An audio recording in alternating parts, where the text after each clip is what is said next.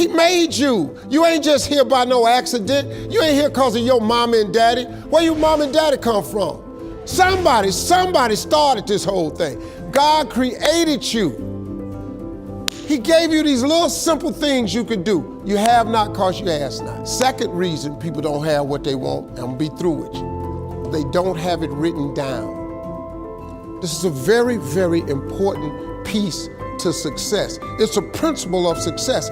Every wealthy person knows this. I don't know nobody wealthy don't have a vision board. I don't know nobody wealthy don't have their stuff written on a piece of paper. I don't know nobody.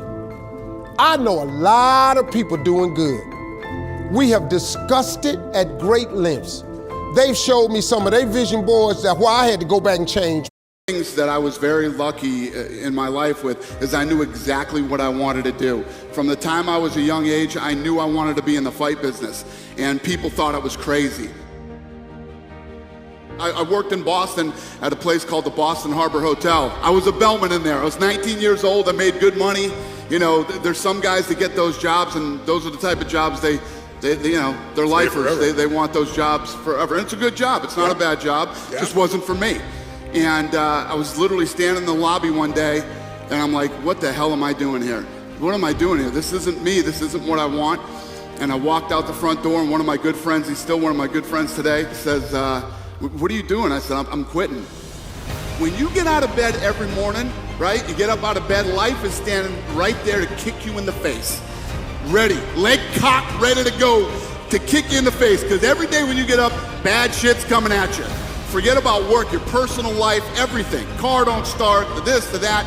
Life is ready to get you. You know, and you got to get up and you got to fight through that bullshit every day. You have to. You got to fight through all the shit that life throws at you. Then you get to a point where life's throwing a bunch of shit at you. Now work's throwing a bunch of shit at you. You know, your business that you have to fight for every day. And you have to get up and you have to have that to get up and fight every day. I want to talk to you today about putting action behind your faith. It's one thing to pray about a situation. It's one thing to believe that we're going to get better. And that's good. Praying, believing, hoping, that's all a part of faith. But there's another step that we so often leave out.